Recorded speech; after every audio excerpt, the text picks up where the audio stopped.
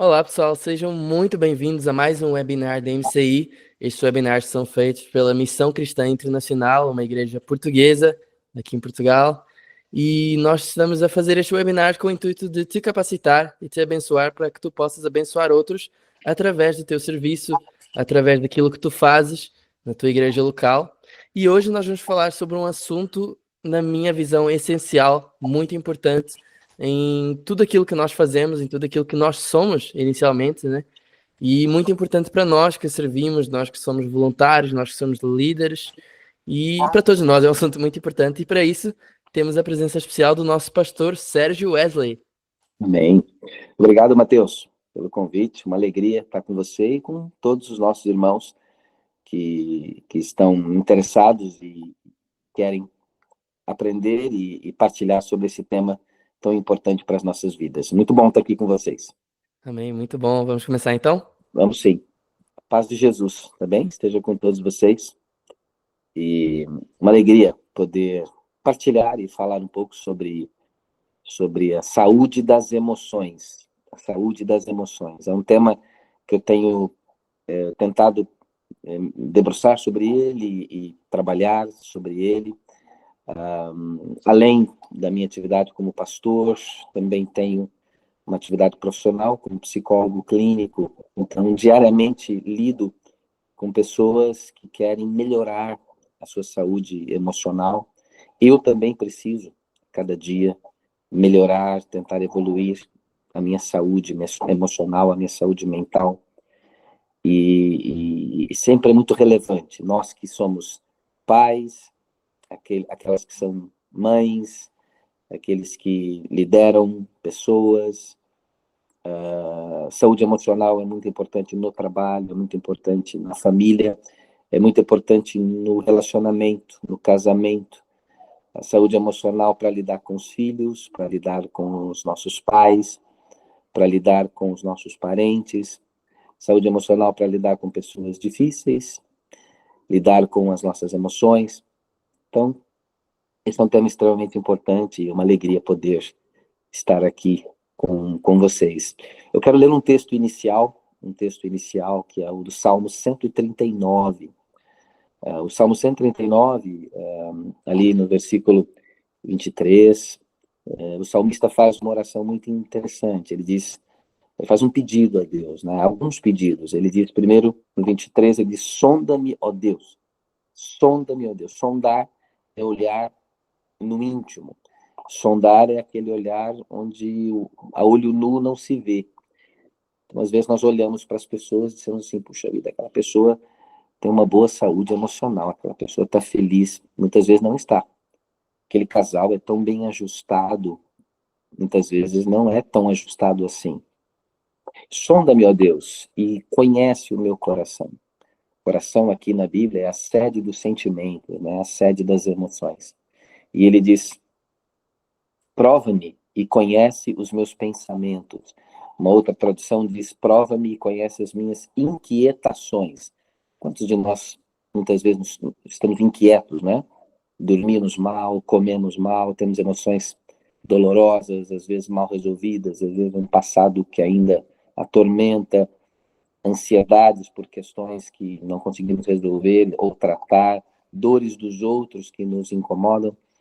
No versículo 24, ele também diz: vê se há em mim algo que te ofende, vê se há em mim alguma conduta que te ofende, dirige-me pelo caminho eterno. Esse sondar, esse olhar do Senhor, é esse o objetivo nosso, nesse webinar sobre saúde emocional. Que Deus possa te sondar, que Deus possa nos sondar neste momento, que Deus possa ter acesso ao nosso coração, as nossas condutas e pensamentos que ofendem ao Senhor, que machucam, que causam dor ao nosso coração.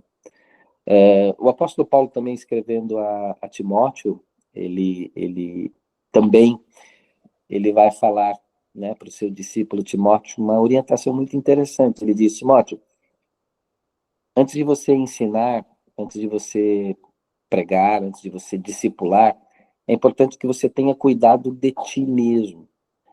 Ele diz: tem cuidado de ti mesmo e do teu ensino. Ou seja, primeiro cuida de você. Nós sabemos até que Timóteo, ele era um jovem pastor com algumas questões emocionais importantes. Era um pastor que tinha muitas dores, tinha um probleminha no estômago. Paulo até o orienta a tomar um pouco de vinho para melhorar as suas enfermidades. Então, era um jovem pastor que estava com alguma frequência enfermo.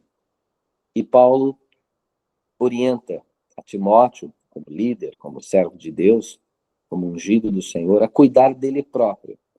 Tem cuidado de ti mesmo e depois daquilo que você ensina.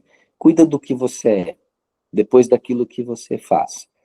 Coloca o teu mundo interior em ordem. Depois, ajude os outros a colocar os mundos interiores dessas pessoas em ordem. Então, organiza essas tempestades internas, acalma as tempestades internas do teu coração primeiro. Depois, você começa a pensar nas tempestades que estão do lado de fora. Tem cuidado de ti mesmo e do teu ensino. Acho que essa é uma palavra muito importante para todos nós, uma palavra fundamental. E o mesmo apóstolo Paulo, numa outra passagem, aos cristãos lá de Tessalônica, lá em 1 aos Tessalonicenses, o apóstolo Paulo vai nos orientar. E ele ora para que o Espírito Santo, para que o próprio Deus nos santifique no nosso corpo, na nossa alma e no nosso espírito, para que nós possamos ser irrepreensíveis e maduros e sinceros diante de Deus. Ele fala do nosso corpo, da nossa alma e do nosso espírito. Significa que nós somos um ser integral, nós somos um ser único, mas nós temos algumas valências. Temos a dimensão física, a nossa dimensão biológica, mas também, e precisamos cuidar dela, mas também temos uma dimensão espiritual, que temos que cuidar dela, nossa relação com Deus. Mas também temos uma dimensão mental, uma dimensão emocional, que tem a ver com traumas, com vontades, com desejos, com medos, com raivas, com bloqueios, com rejeições, com situações que nos afligiram no passado, que ainda nos afligem, feridas que ainda estão abertas, que ainda sangram de vez em quando. Então, Paulo diz que nós devemos cuidar do corpo, da alma e do espírito. E esse é o nosso propósito nesta tarde, nesse tempo de reflexão sobre a saúde das emoções. A primeira pergunta, então, que eu quero lhes propor é: por que nós precisamos de saúde emocional? Por que razão, né? Por que nós precisamos cuidar da saúde das emoções? E, naturalmente, as razões são muito claras, não é? É importante cuidar da saúde das emoções, termos saúde emocional, primeiro, para nós podermos compreender as nossas próprias emoções. É importante que nós compreendamos as nossas emoções. O autoconhecimento talvez seja um dos grandes investimentos que nós precisamos fazer na nossa vida. Há pessoas que passam pela vida sem se autoconhecerem. Então, por que determinadas situações me deixam com raiva? É uma boa pergunta. Por que determinadas situações me deixam tristes? Por que determinada música me traz uma sensação de alegria? Por que outra canção me traz uma sensação de tristeza? Por que algumas memórias escaparam da minha mente, eu não consigo mais lembrar, e outras memórias eu não consigo esquecer? Então, a saúde emocional, ela é necessária, primeiro, para que eu compreenda as minhas emoções, as minhas reações, as minhas dores emocionais.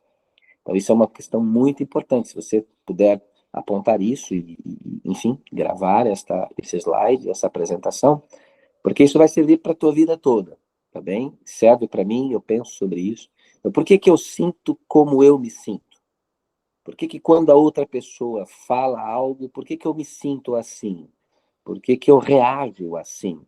Por que eu tenho raiva quando o outro fala do jeito que ele fala? Por que eu me sinto rejeitado quando o outro expressa da forma como ele expressa? Por que as palavras da minha mãe doem tanto em mim? Por que o jeito de falar do meu pai me machuca? Por que quando meu filho fala de uma determinada forma, o marido ou a mulher, o chefe, o colega de classe, o professor, o meu líder, por que eu reajo dessa forma? Por que eu me fecho? Por que eu ataco? Por que eu agrido? Por que eu me calo? Então, a saúde emocional é fundamental para a gente poder entender as nossas emoções, não é? As nossas reações. Há uma outra razão importante, é porque nós precisamos de saúde emocional, né? Precisamos de saúde emocional para compreender as emoções dos outros. É aquilo que nós chamamos, em linguagem mais técnica, de empatia. A empatia é mais do que a simpatia, né? A empatia é você calçar os sapatos do outro. É tentar entender, mas por que essa pessoa reage dessa forma? Por que ela se sente assim? Por que ela me evita? Por que ela me agride? Por que ela reage mal a determinadas colocações minhas? Então, entender as emoções dos outros é um dos grandes segredos para os relacionamentos. Muitos relacionamentos entram em crise, entram em conflito, seja conjugal, mãe-filho, mãe-filha, pai-filho, mãe e relacionamentos entre irmãos na igreja, entre família, porque a gente não consegue lidar com as emoções dos outros. Então você imagina, do lado de lá tem um mal resolvido, e às vezes do lado de cá também. Já imaginaram como é que é a cena? Então, dois mal resolvidos, às vezes três, às vezes 30, tentando conviver. Mas são pessoas com feridas muito abertas, e elas sangram muito, e elas começam a contaminar e a infectar os relacionamentos. Então, eu preciso cuidar da minha saúde emocional. Primeiro, para entender as minhas emoções. E me proteger, e tratar, e não me sentir tão abalado com as reações dos outros. E, em segundo lugar, claro, para entender e para poder lidar com as emoções dos outros. Lidar com as emoções dos outros. Eu acho que esse talvez seja um dos maiores desafios da inteligência emocional e das emoções, né? Há uma terceira razão para nós cuidarmos da nossa saúde emocional, que é para nós sermos, eu chamo de referências emocionais saudáveis para as outras pessoas. Eu não sei, para aqueles que estão nos vendo e acompanhando, quais referências emocionais vocês têm. Nós precisamos, principalmente na nossa infância, os psicólogos, estudiosos da psicologia infantil falam que a criança precisa de figuras estáveis, pais e mães estáveis, avós. O que são figuras estáveis? São pessoas, não é que elas são perfeitas e não tenham picos de emoções negativas, não é isso, mas são pessoas que têm minimamente um equilíbrio emocional. Imagina uma criança que vive, um adolescente que vive numa casa onde um dia ele recebe um abraço, no outro dia ele recebe um tapa. Num dia você tem uma mãe calorosa e afetuosa, no outro dia você tem uma mãe ou um pai que não olham na cara, que não dão atenção. Então, isso é muito instável. Um ambiente de gritos, de coisas quebradas, de um lar extremamente emocionalmente muito disfuncional, isso gera falta de referência. E eu noto que as pessoas hoje têm muita falta de referência. O que vocês acham? Muita falta de referência emocional. Então, por que eu preciso cuidar da minha saúde emocional? Por que você precisa cuidar da sua saúde emocional? Para nós tentarmos ser, e vamos ser, em nome de Jesus, boas referências emocionais para as pessoas. Nós precisamos ser referências saudáveis, de pessoas que são autênticas nas suas emoções, que compreendem as suas emoções, que tentam evitar explosões de raiva, são pessoas que aprendem a ser tolerantes, pessoas que aprendem a perdoar, que aprendem a colocar limites, a dizer não de forma saudável, porque isso vai inspirar nossos filhos, nossos liderados, vai influenciar, quem sabe, nossos pais, quem sabe a mulher, o marido, pessoas no trabalho. Referências emocionais, esse é um desafio que eu gostaria de deixar para você. Diga para si mesmo aí, eu quero ser uma referência emocional para o meu filho, para minha mãe, para o meu pai, para o meu marido, para minha mulher, onde eu trabalho, onde eu estudo, eu quero ser uma referência emocional. Eu não quero ser conhecido como o perturbado da família, o maluco da empresa, da escola, o problemático da família, o problemático da igreja. Eu não quero ser conhecido assim. Eu quero ser conhecido como alguém onde as pessoas podem se aproximar sem medo de se aproximar, elas possam me abordar, conversar comigo e ter ali uma palavra, até mesmo quando eu não souber o que dizer, e dizer, olha, não sei, mas vamos orar e vamos buscar juntos no Senhor. Referências emocionais. Há um quarto motivo para nós cuidarmos da saúde emocional. Precisamos cuidar da saúde emocional para não entrarmos em esgotamento emocional. Se você estiver apontando essa palavra, faz assim uma bolinha, grifa assim em vermelho, põe assim várias setas na palavra esgotamento emocional. Há muitos de nós que estão vivendo em esgotamento. Mães, pais, profissionais de todo tipo, pastores, gente que lidera pessoas, adolescentes. Eu tenho visto, na realidade de consultório clínico, como psicólogo, muitas pessoas em esgotamento. Gente com muitas tarefas. Uma pessoa é profissional, é mãe, é esposa, é filha ao mesmo tempo, aí tem que lidar com o marido, com a loja, com o pai, com a mãe problemáticos, e aí tem filho pequeno, e aí tem que cuidar das suas emoções, das emoções dos outros, da família, do trabalho, e lidera pessoas. Isso vai criando uma bola de neve. Se nós não tomarmos cuidado, nós vamos entrando em esgotamento. O esgotamento emocional, também conhecido como burnout, ele é um processo depressivo, ele é um processo adoecedor, que se você não cuidar, em pouco tempo você está muito doente. E aí doente do corpo, da alma e do espírito. Para você identificar se você está em esgotamento, eu quero dar para você 10 sinais do esgotamento emocional. São 10 sinais principais para saber se você está já em esgotamento, a caminho de, e também para ajudar pessoas, olha, sinalizar para outros, falar, meu irmão, olha, cuidado, você está entrando em esgotamento emocional. As pessoas que estão em esgotamento emocional, elas manifestam alguns sinais, alguns sintomas. Eu separei aqui 10. Eu gostaria que você prestasse atenção, tá bom? Nesses 10 sinais e identificasse aquilo que mais faz sentido para você, se isso tem acontecido com muita frequência. Então, um sinal importante para saber se eu estou em esgotamento emocional é aquilo que nós chamamos de sono não reparador. Alguém aí já teve esse tipo de sensação? O que é o sono não reparador? É o acordar cansado, né? É o acordar cansado.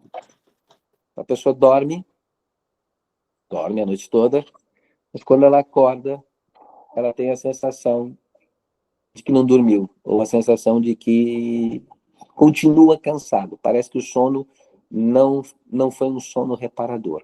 Então, se você tem tido um sono não reparador, acorda cansado com muita frequência, várias vezes na semana, já há vários meses, há várias semanas, põe aí um sinal de alerta, porque você pode estar realmente num quadro de esgotamento. Isso é muito perigoso. Um segundo sinal importante de esgotamento emocional é a queda de rendimento no trabalho. Esse trabalho também pode ser o teu serviço, por exemplo, na igreja, mas também no seu trabalho profissional.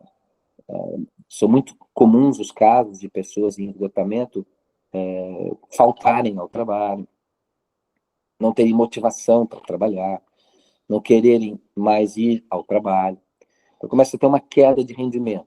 Aquele profissional, que às vezes era um profissional de excelência, começa a ter uma queda de rendimento no seu trabalho. Então fique atento se você tem enfrentado isso. Um terceiro sinal importante de esgotamento emocional são os problemas de memória. Alguém aí já teve algo assim? Por exemplo, não conseguir assimilar o que lê. A pessoa lê uma página de um livro, ou lê um capítulo da Bíblia, quando ela termina esse capítulo, ela para, pensa, puxa, mas peraí, o que eu aprendi? Não consegui aprender nada, não consegui assimilar nada. Parece que aquilo que lê não consegue encontrar espaço, não consegue acomodar-se, parece que dilui. Não é? Então, é um problema de memória. não lembra onde colocou as coisas, colocou um objeto aqui, não lembra, foi à cozinha, o que eu fui fazer na cozinha? Meu Deus, volta. É muito confundido isso com TDAH, né? Aquele transtorno de déficit de atenção, e em alguns casos até com hiperatividade. Mas esse problema de memória está muito associado ao esgotamento. Então, presta atenção se você está com essa dificuldade. Então, sono não reparador, queda de rendimento no seu trabalho, problema de memória, não consegue assimilar o que lê. Quarto, sintoma de um esgotamento, vai começando a ficar mais grave. As pessoas que estão em esgotamento, elas começam a não querer mais ver pessoas, elas começam a não querer mais sair de casa. É uma atitude de autoproteção. Elas começam, vocês já ouviram aquela expressão, né? A bateria social. A bateria social muito curtinha, ela esgota rápido. Então, chega um tempo que essa pessoa, ela vai trabalhar, ela faz o que tem que fazer, volta para casa, não quer sair de casa. Ela quer ficar ali, rolando tela, não quer ver pessoas. Esse é um sinal grave de esgotamento emocional, já caminhando, nesse caso, para um quadro depressivo. Um quinto sintoma importante são as dores físicas. Má disposição, toda hora com enjoo, com azias, com dores de cabeça, enxaquecas, dores estomacais, dores circulatórias, dores musculares. Então, porque aí a emoção já está afetando o corpo. Se puderem apontar aí uma palavra, é a palavra psicossomática. É a psicossomatização do esgotamento. Então, a emoção está doente, já começa a adoecer o corpo. Então, há muitas pessoas que estão com o corpo doente porque a emoção está doente. Lá, os antigos gregos tinham uma frase para isso, né? Eles diziam mente sã, corpo são. Então, nós podemos complementar e dizer, se a mente está enferma, o corpo também ficará enfermo. Então, comece a prestar atenção nos sintomas do seu corpo, nos sinais do seu corpo. Um sexto sinal de esgotamento é a perda de empatia. A dificuldade de se colocar no lugar dos outros. A gente começa a ver os outros com um certo cinismo. Isso daí é bobagem, é frescura das pessoas, não é tudo isso. A gente começa mais a não valorizar a dor dos outros. A gente está tão ferido, a gente está tão esgotado, a gente começa a olhar para os outros com um olhar de cinismo. Vamos nos tornando autorreferentes. O que é autorreferente? Alguém compartilha um problema, eu digo, não, mas o meu é pior. Alguém compartilha uma dificuldade, eu digo, não, mas a minha dificuldade é muito maior. Se você estivesse na minha vida, você ia ver que o meu problema é muito maior que o teu. Então eu começo a não mais considerar, eu desqualifico as dores emocionais dos outros. Isso é alguém que está em esgotamento emocional. Um sétimo sinal de esgotamento é a vontade de chorar sem explicação. Fica assim uma coisa entalada assim no pescoço, uma dor aqui assim, um mal-estar. Isso é angústia, uma vontade de chorar. São sinais de esgotamento. É um sinal de esgotamento emocional. Sinal que, imagina um palito de fósforo que a gente risca e a chama vai consumindo aquele palitinho, não é? A chama vai consumindo aquele palito. O esgotamento é isso, você vai vivendo, mas parece que tem alguma coisa consumindo você. Parece que tem alguma coisa que vai matando você por dentro. Então é preciso rebater, combater, tratar. O oitavo sinal de esgotamento é o humor instável. O que é instabilidade de humor? É quando alguém aparentemente está bem, está conversando, está alegre, está feliz, está normal e de repente, por algo muito pequeno, pum, explode, agride, quebra coisas, bate porta, fica calado, amuado, não fala, fica nervoso. Mas peraí, não precisa tudo isso, por que você está assim, não é? Então, alguém que sai do 8 ao 80 muito rápido. Então, essas pessoas com essas instabilidades de humor, isso é fato que estão em um quadro de esgotamento emocional, caminhando para um quadro muito depressivo. Então, pouca coisa fica irritado. É aquela gíria que a gente ouvia antigamente, que é o ferver em pouca água. Então, Se algum de vocês estiver assim, se alguém de vocês ou conhece alguém que está assim, então é importante você sinalizar que essa pessoa está aí com alguns problemas que precisam trabalhar. O nono sinal de esgotamento emocional são os pensamentos negativos. É uma visão negativa da vida, é uma visão negativa do futuro, do presente e do futuro. Então, o esgotamento faz com que a gente tenha uma visão cínica, uma visão cinzenta do futuro, sobre a família, sobre as finanças, sobre o ministério, sobre a profissão, sobre o trabalho, sobre o casamento. A gente começa a ter uma visão muito negativa do futuro. Esses pensamentos negativos podem até, num extremo, se puderem complementar, chegar até a pensamentos de suicídio. Vontade de morrer, vontade de sumir, vontade de desaparecer, vontade de que as coisas acabassem logo. Então, esses pensamentos negativos ficam muito recorrentes na mente. Esse é um sinal perigoso. E é evidente, há um outro sinal importante, o 10º sinal, a gente chama de engolir sapos, né? Engolir sapos para evitar discussões. Então, a pessoa em esgotamento, ela já não começa mais a dar as suas opiniões. Ela diz, ok, tá bom, você quer assim, ok, que assim seja. Aquela frase, eu prefiro ter paz do que ter razão. Muitas pessoas que dizem isso, na verdade, elas estão entrando já num processo de esgotamento. Porque elas dizem, não, eu prefiro não opinar, deixa fazer o que você quer. Ah, você quer pintar de verde? Tá bom, eu não gosto de verde, mas eu preferi o azul, deixa verde só para a gente não discutir. E aí vai engolindo essas coisas, vai parando de dar as suas opiniões. E o final disso é muito complicado. Então, olha para esses 10 sinais, então, presta atenção nesses 10 sinais, vê se há algo que você se identifica. Se você tiver aí 3, 4, 5 desses sinais há mais de um mês, 2 meses, 3 meses, você precisa prestar atenção, você está entrando num quadro de esgotamento. E o esgotamento vai levar à depressão, vai levar a quadros de ansiedade e vai destruindo, vai contaminando a sua saúde emocional. Como é que a gente combate esse quadro de esgotamento? Desenvolvendo aquilo que a gente chama de inteligência emocional. Eu preciso, pessoal, eu preciso de inteligência emocional. Eu quero ter emoções inteligentes. Nem sempre eu consigo, mas eu tenho tentado. O Daniel Goleman é um autor que escreveu um livro clássico, se alguém puder ler, o livro se chama Inteligência Emocional, justamente. Ele nos dá 3 ou 4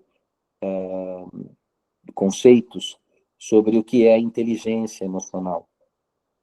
E vocês sabem que a falta da inteligência emocional, ela danifica os relacionamentos. Por falta de inteligência emocional, os casais se separam. Por falta de inteligência emocional, a gente briga no trabalho. Por falta de inteligência emocional, alunos brigam com professores, professores brigam com alunos. Por falta de inteligência emocional, bons líderes desperdiçam seus talentos, suas lideranças, por falta de inteligência emocional. Por falta de inteligência emocional, boas amizades são rompidas. Então, a inteligência emocional, ela é uma necessidade urgente.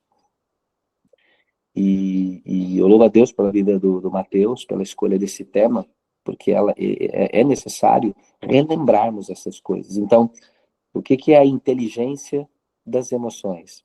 Durante muito tempo, a grande preocupação das empresas era com a inteligência chamada de intelectual. Era aquilo que eles chamavam de QI. Lembra disso? Quociente de inteligência. É todo um cálculo, testes psicológicos para dizer o quão inteligente uma pessoa era. Então, a capacidade de fazer cálculos, a capacidade de resolver problemas, noções de lógica. Mas aí, os estudiosos da mente humana e do mundo corporativo começaram a perceber que mesmo pessoas muito inteligentes tinham dificuldades, às vezes, de relacionamento. Pessoas inteligentes não sabiam ouvir críticas. Pessoas inteligentes não sabiam trabalhar em grupo. Pessoas inteligentes sabiam fazer grandes cálculos de cabeça, mas não sabiam lidar com oposição, não sabiam lidar com uma outra pessoa difícil, não sabia lidar com formar grupos, não sabia liderar pessoas. E aí, então, o conceito de quociente intelectual, de inteligência, mudou para o QE, que é o quociente emocional. O pessoal começou a notar que mais importante até do que a intelectualidade é a emocionalidade. Mais importante do que alguém ter numa empresa alguém que saiba fazer cálculos matemáticos de cabeça é saber alguém que saiba lidar com pessoas, que saiba atender ao público, que saiba lidar com frustração, que saiba lidar com gente difícil. Então, o quociente emocional é aquilo que a gente chama de inteligência das emoções. E o que compõe a inteligência emocional? De maneira bem breve. Primeiro, é a capacidade de persistir diante de frustração. Não vou nem perguntar aqui quem já sentiu frustração. Frustração é uma coisa que a gente sente todo dia. Frustração faz parte da vida. Viver é a arte de enfrentar a frustração. O que é a frustração? É tudo aquilo que a gente não gosta. Por que o outro é desse jeito? Eu queria que ele fosse de outro. É frustrante para mim. É frustrante para um pai ter um filho rebelde. É frustrante para uma mulher ter um marido explosivo e instável. É frustrante para uma filha ter uma mãe narcisista. É frustrante para uma mãe ter um filho, uma filha, irmãos que se odeiam. É frustrante para um homem de família ter uma vida financeira instável. Muito frustrante para alguém que amou alguém ser traído por esse alguém. Extremamente frustrante. Então, o que é inteligência emocional? É a capacidade de persistir. O nome disso realmente é resiliência. Se vocês puderem complementar isso, é resiliência. Resiliência é um termo da física. Então, resiliência é quando um material é amassado, imagina uma batida de um carro, e esse material é amassado pela batida. Então, a resiliência é a capacidade desse material em voltar ao estado original antes da batida. Então, ele bateu, ele foi amassado, mas agora ele vai ser desamassado, ele vai voltar a ser o que era antes da batida. Então, persistir diante de frustração. Eu me lembro de uma personagem bíblica aqui, chamado Noé. Lembra do Noé? Noé teve que persistir diante de muita frustração. Você tem ideia do que é pregar mais de 100 anos, aproximadamente 100 anos, Noé pregou anunciando o dilúvio e ninguém deu a menor bola, ninguém deu a menor eco à pregação do Noé? Aquela arca daquele tamanho, preparada para abarcar toda aquela geração. Sabe quantas pessoas entraram? 8. Só a família de Noé. Mas Noé perseverou, ele persistiu. Mesmo. E até com essas pessoas ele teve frustração depois, né? Bem lembrado, Matheus. Bem lembrado. Quando o dilúvio passou, olha, só o sangue de Jesus. Haja inteligência emocional, não é verdade? Haja inteligência emocional. Bem lembrado. Então, se eu quero ter inteligência emocional, o que eu preciso? Jesus me ajuda. Eu preciso aprender a persistir. Qual é o contrário do persistir? Desistir. Por exemplo, lidar com pessoas. Sei lá, a pessoa lidera um grupo de vida, a pessoa lidera um ministério, a pessoa lidera um grupo na empresa. Muitas vezes a saída mais fácil é não desistir. Cansei. Lidar com pessoas, coloquem isso em letras garrafais. Lidar com pessoas é uma das maiores fontes de esgotamento. Às vezes é mais recompensador lidar com animais ou máquinas do que lidar com gente. Porque lidar com pessoas é um mundo imprevisível. Hoje eles te amam, amanhã nem tanto. Hoje eles querem apoiar, amanhã já mais ou menos, depois de amanhã querem muito e depois de amanhã não querem nada. Então você tem que lidar com a imprevisibilidade do coração humano. Só o sangue de Jesus para nos dar essa capacidade de resistência. Capacidade de persistir diante de frustração. Segunda valência, segundo item da inteligência emocional, é a capacidade de controlar impulsos. Controlar impulsos. Uma pessoa emocionalmente inteligente, ela controla impulsos. Quais são alguns impulsos? Aqui já seria um outro webinar, né? Falar dos impulsos. Mas aqui quero só destacar aqui alguns. Por exemplo, existe um impulso que é a agressividade, é o impulso da ira. Se eu não consigo controlar o meu impulso para a ira, provavelmente eu não sou uma pessoa emocionalmente inteligente. Há pessoas que têm dificuldade no controle da ira, na gestão da ira. A ira é a emoção que mais faz mal para o coração. A ira libera elementos do nosso corpo que, a longo prazo, em médio e longo prazo, poderão gerar infarto do miocárdio, vão levar a pessoa à morte. Fora situações desagradáveis no mercado, na rua, no parque, no trânsito. Então a gente precisa aprender a controlar o impulso da agressividade. Um outro impulso que a gente precisa controlar é a ansiedade. A ansiedade pode ser um impulso que pode nos levar a tomar decisões precipitadas, falar coisas precipitadas, pode nos levar a tomar decisões com base na emoção do momento. A ansiedade leva ao consumismo. Já viu uma pessoa consumista? A ansiedade leva àquela chamada fome emocional. A pessoa come, mas não está com fome. Ela está com fome emocional. Então não é fome de comida, é fome de significado, é fome de afeto. Tem a ver com rejeição, tem a ver com baixa autoestima. Isso tem a ver com ansiedade. Então, controlar impulsos é uma necessidade importante. Um outro impulso importante é a sexualidade.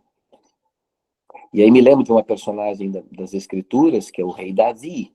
O rei Davi teve dificuldade em controlar esse impulso da sexualidade. E ali, no livro de Samuel, nos conta que ele viu uma mulher se banhando, chamou, convidou-a, olhou, cobiçou, deitou-se com ela, engravidou aquela mulher, depois mandou matar o marido daquela mulher e encobriu o seu pecado, até que Deus o confrontou. Então, faltou inteligência emocional ali para o rei Davi, de dizer, aquilo me atrai, mas eu vou controlar, eu tenho o fruto do Espírito. Aliás, o Martinho Lutero, falando sobre impulso da sexualidade, ele dizia, você não tem como impedir que uma ave voe sobre a sua cabeça, mas você tem como impedir uma ave de fazer ninho na sua cabeça. Se ela fizer ninho, é porque eu permiti. Eu tenho a capacidade de dizer não. E o não é uma das palavras mais importantes da nossa vida. José, lá no Egito, disse não à mulher do patrão. Por isso não caiu com ela. Pagou um preço alto, mas Deus o estava a preparar para um futuro de liderança e de fazer diferença, né? Então, como é que está a sua capacidade? Como é que está a sua inteligência emocional? Pensa nisso. Inteligência emocional do seu filho, inteligência emocional do seu marido, da sua mãe, capacidade de persistir diante de frustração, capacidade de controlar impulsos e adiar a satisfação.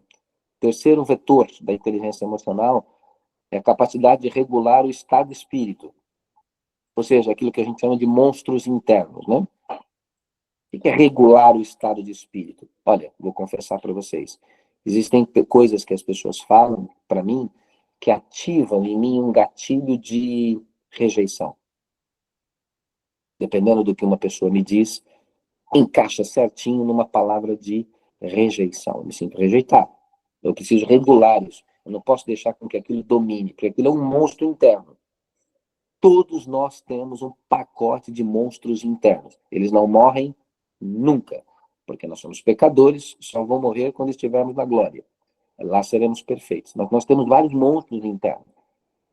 Pode ser a timidez, pode ser a rejeição, pode ser um sentimento crônico de inferioridade, pode ser o oposto, um sentimento de soberba, de vaidade, de se sentir superior, melhor do que os outros. Isso também é um monstro interno.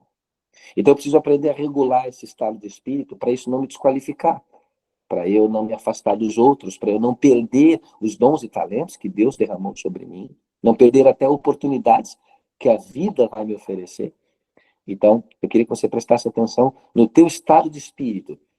Quais são os monstros internos que ainda estão vivos dentro de você Imagina uma família de 3 ou 4 pessoas. São 4 pessoas com um pack de monstros internos, cada um deles.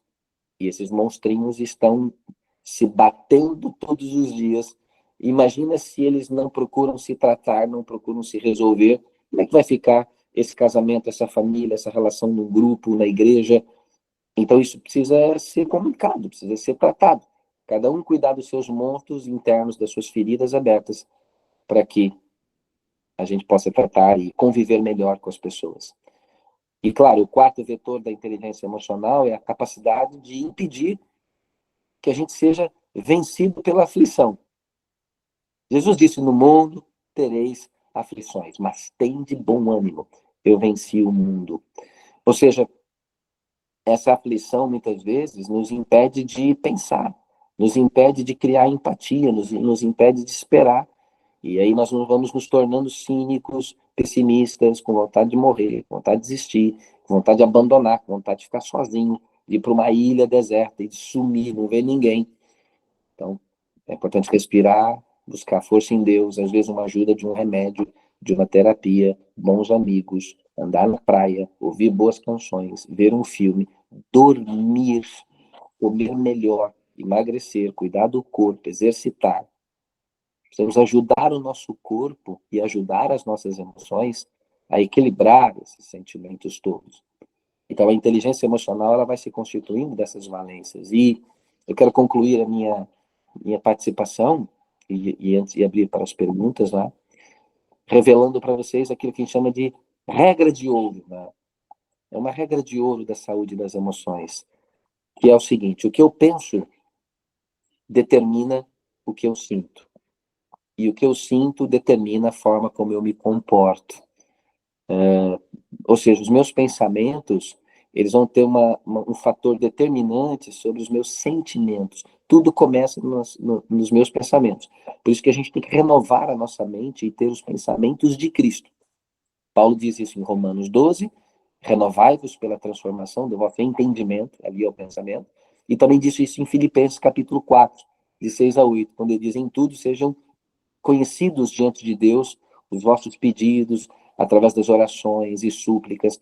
E ele diz: se há alguma virtude, se há algo de valor, ou seja, nisso pensai. Ou seja, os meus pensamentos têm que estar alinhados aos pensamentos de Cristo. Por quê? Porque isso vai se refletir nos meus sentimentos. E isso vai se refletir nos meus comportamentos. Guardem essas 3 palavras para o resto da vossa vida. Sentimentos, pela ordem. Pensamentos, sentimentos e comportamentos. Nós, quando olhamos para alguém, nós só olhamos o comportamento. Aquela criança é agressiva. A pergunta que a gente tem que fazer é de trás para frente. A agressividade da criança é o comportamento.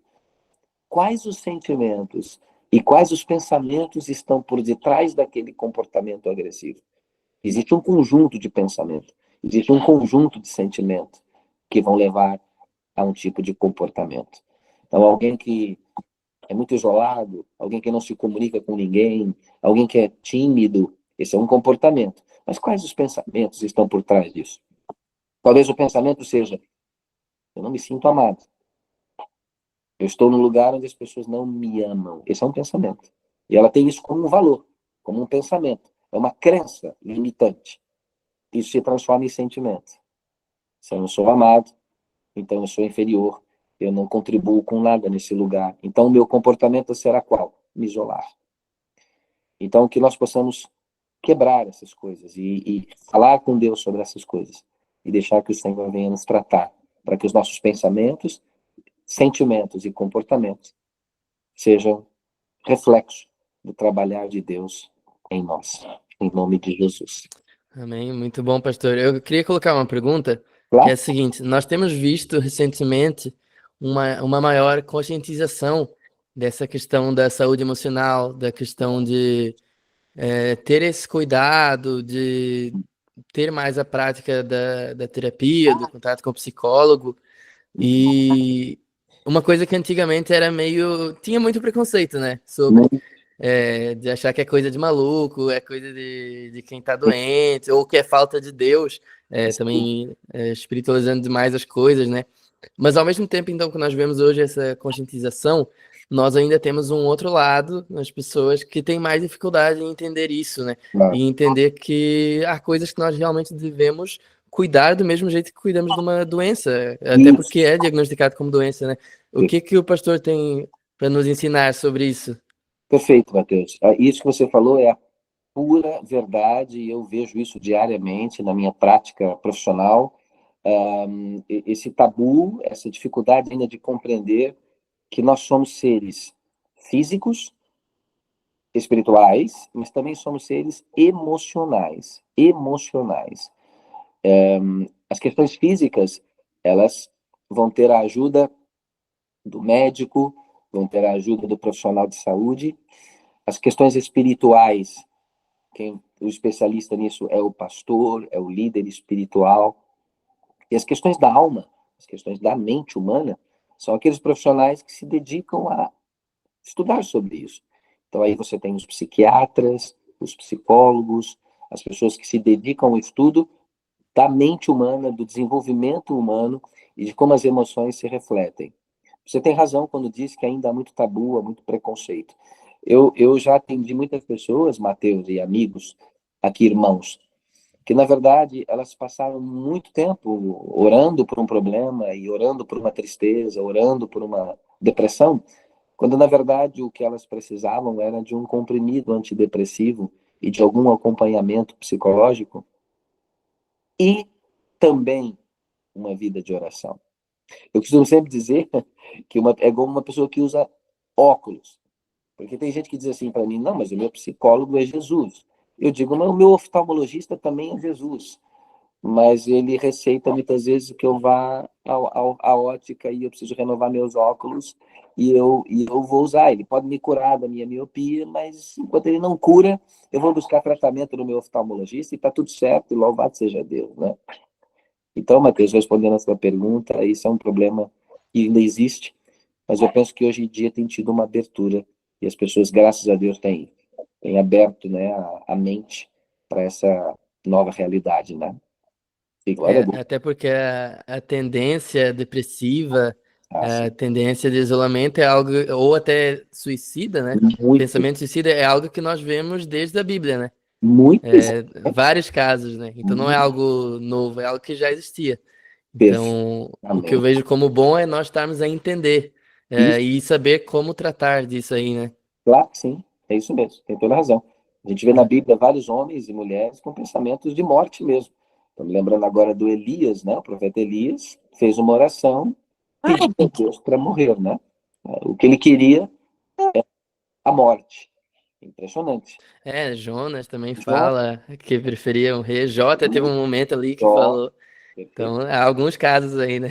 concordo, perfeitamente. É, E que bom que a Bíblia põe isso, né, Mateus? E que bom que a Bíblia coloca esses, esses sentimentos ali muito rasgados, né? A Bíblia é um manual da psique humana. Existem coisas que a gente lê na Bíblia e fala, mas incrível, eu também faço isso, eu também peco do mesmo jeito, eu também tenho essa mesma raiva, né? Por quê? Porque a Bíblia é um livro espiritual, claro, mas ele é protagonizado por pessoas, né? Que têm emoções, que têm sentimentos. Moisés era o mais manso da Bíblia, um dia pegou as tábuas da lei, atacou numa pedra e quebrou em 1000 pedaços. Faltou inteligência emocional para Moisés naquele dia, né? então, mais uma vez, muito obrigado por ter estado aqui conosco, pastor. É uma honra para nós também recebê-lo, é muito bom. É, logo, logo, queremos ter aí de volta para falar sobre mais alguns assuntos. Não sei se quer dar alguma palavrinha final antes de encerrarmos. Quero sim. Quero lembrar, cara, das palavras de Jesus. Amar ao próximo, amar a Deus é o primeiro dos mandamentos, mas amar ao próximo como a ti mesmo. Ou seja, nós temos aqui 3 mandamentos embutidos em 2: amar a Deus, amar a mim mesmo e amar ao próximo. Então é nessa ordem: eu amo a Deus, amo a mim e amo ao próximo. Presta muita atenção, você que lidera, você que cuida de pessoas. Toma cuidado com uma coisa que eu chamo aqui de síndrome do Messias. O que é a síndrome do Messias? É você achar que por liderar pessoas você tem que morrer por elas. Isso tem matado pastores, líderes, tem levado líderes ao esgotamento. Essa expressão síndrome do Messias, ela significa isso. Quer dizer, por eu cuidar de pessoas, eu vou ter que morrer por elas, eu vou ter que fazer tudo por elas, e se elas me abandonarem é porque a culpa é minha. Calma, respira. As pessoas têm os seus processos, os seus momentos, as suas crises, e nós vamos ser rejeitados sempre, de uma forma ou de outra, vamos ter que lidar com rejeições. Calma o seu coração, não precisa entrar em ataques de pânico por causa de outras pessoas. Nós não somos os pastores donos de suas almas, elas têm um pastor que é Jesus, nós somos pastores auxiliares que tomamos conta das ovelhas de Cristo. Costumo dizer para os meus amigos pastores que quem tem ovelha é Jesus Cristo. Nós somos pastores auxiliares do pastor principal, que é Jesus. Então, as ovelhas são dele. Que Deus nos ajude a termos esse discernimento, não é? De não adoecer pelas doenças dos outros. Criar um filtro importante para nos proteger e a gente poder servir melhor. É isso que Paulo quis dizer para Timóteo. Timóteo, cuida de você e depois você vai cuidar dos outros, tá bom? Amém, muito bom, muito bom. Também sabermos o momento de dizer não, Essa um momento de termos calma, né?